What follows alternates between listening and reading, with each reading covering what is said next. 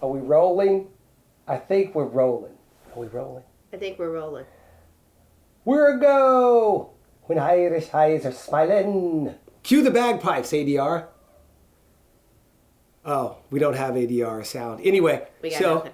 Welcome back to Couch Conversations. The Irishmen. Yes. Netflix invited us. Yeah, we're fancy. Invited us to a screening of The Irishmen a few days ago, and we got to see it. And by the way, he got the invite. I was like, hey, we're gonna go to this screening. And I was like, cool. Gets to the screening and then is like, I think this movie is like 3 hours and 30 minutes. And I was like, I'm sorry, what? Failed to mention that part. Cut! Originally, they said the runtime was 3 hours and 49 minutes, and I was like, oh, I'm sorry. I don't have a pair of Depends on me. I can't sit in this movie theater that long. But it ended up being just over 3.5 hours or something like that. It was long. I haven't sat in a movie theater that long since, like, Lord of the Rings. It was probably a Lord of the Rings film. Endgame was over 3 hours. Oh, Endgame. Yeah. Endgame was amazing. Remember how you didn't want to go to Endgame because it was going to be over 3 hours? I didn't want to go to Endgame because it was over 3 hours. We went to Endgame. It was amazing. I love Endgame. And I'm crying right now. I mean, on the inside. A little bit. A lot.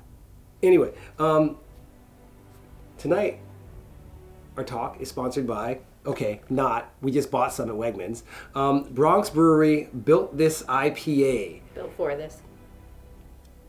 Built for this, take 8, Northeast Indian Pale Ale. It is 7%. So this is about to go downhill real quick. All right, cheers. Cheers. It's kind of got a citrus vibe to it. Yeah. But it also feels like it's going to knock me on my ass. I said it. Anyway, let's get into it. Let's talk about this film.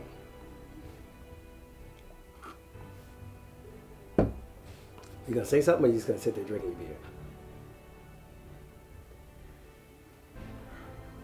I was enjoying my beer for just a second. I figured he'd talk more. The Irishman by Marty Scorsese. Okay. Did you call him Marty?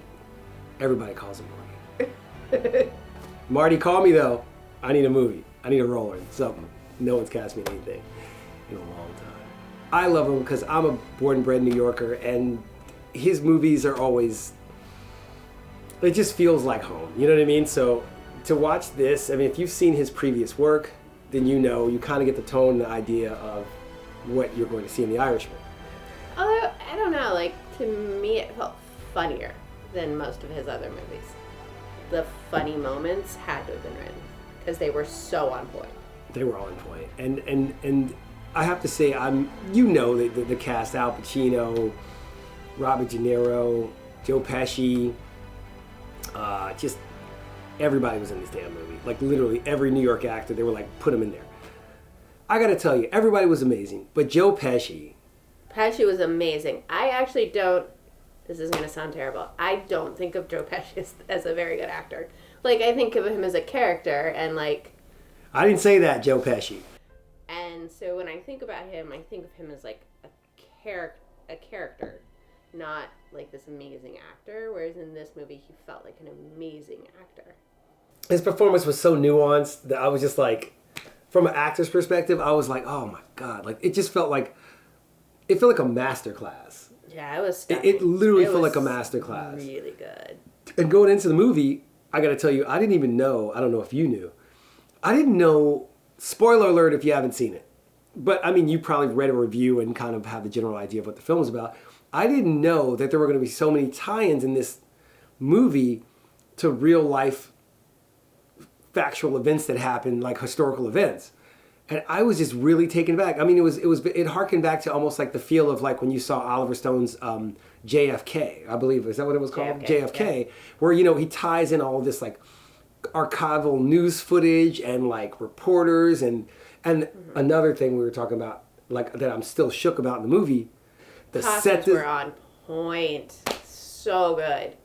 it made you feel like you were living in specific moments. If you were in Miami or Philly or like Brooklyn, it was just... It definitely like really put you into the situation. Yeah. I personally walked away from the film like, damn, that was good. You know, just, oh, that was good. A day later, wow, that was really good. How many days later? Dude, that was really amazing, wasn't it? Like, that's... Yeah. It's like the more I thought about it and the things that happened in the film, it is truly a character study film. You know, like... Yeah. Like it's definitely all about the characters. Yeah. But, I mean, it's... You know, have you ever watched a TV show or a movie and you're like, I don't like this main character at all. Yeah. And you still watch it? Like, you understood why he was doing what he was doing and all of his motivation. And that's also, by the way, an amazing thing to be able to, like, pull off. Mm-hmm. Where you understand why they're doing what they're doing, even if it's all really reprehensible. Yeah, yeah. And that's fascinating. And so, like, the more you thought about it, the more you were just... or the more I thought about it, the more I was like, holy crap, that was amazing. If and when you see this film, you should see it. But again, a lot of people, I heard people come out of the screening saying stuff like, oh, you know, if I watched it at home, I probably wouldn't have watched it all in one clip. And I'm like, I know it's a long movie.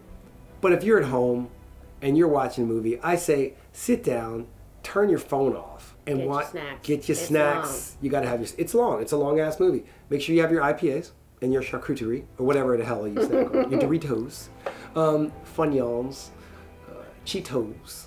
I will say that I was sort of on the same...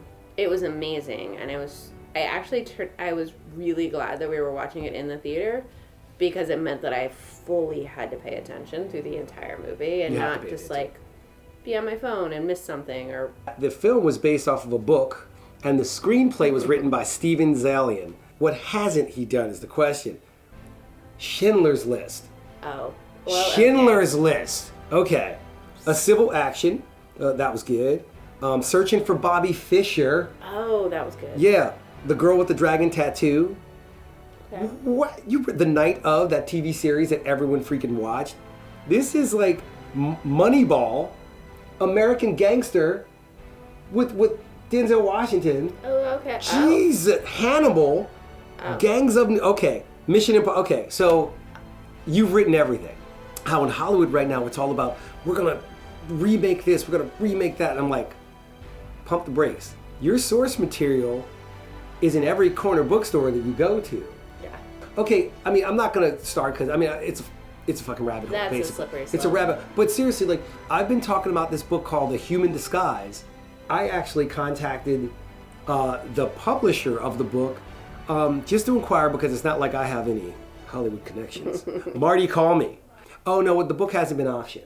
Yeah. I'm floored. I'm like, how could you not?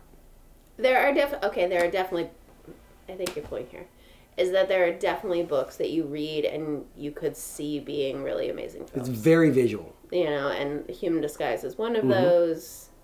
So when they talk about redoing all of these, like, movies from before, and it's like, but there are so many great stories out there. There's so many good stories.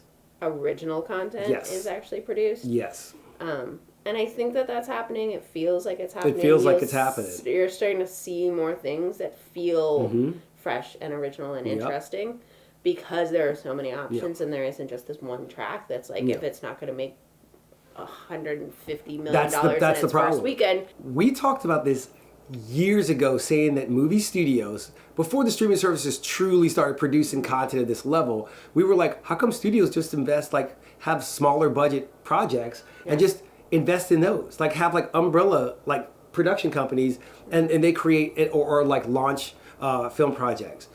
And they didn't do it. And then all of a sudden, hello, Netflix.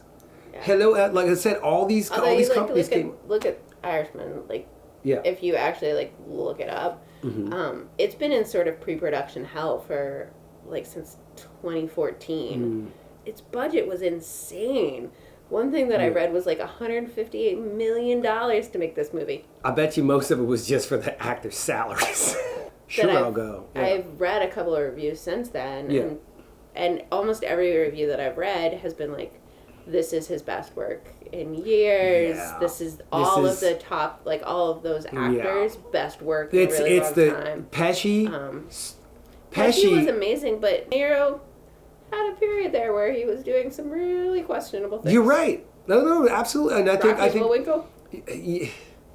I'm just saying, I'm just like, we all know he's an amazing actor. Yeah. Had some questionable choices there. I think sometimes straight up, I mean, I don't know, because I don't know Bobby, but I did say it like I did. Didn't I? Someone's going to pay me how much money?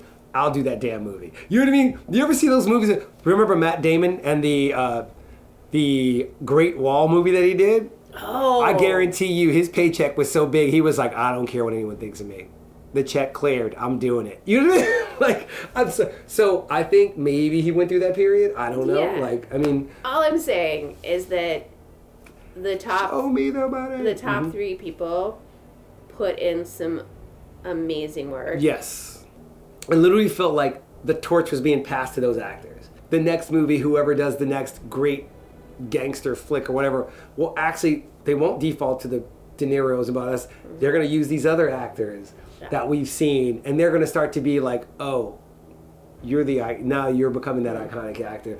If you're on the screen for 30 seconds in a Marty Scorsese film, your career is like, shit, I die now. Like, I mean, come on. I mean, I'm serious. Like, I mean, it just reminds you how good they all are.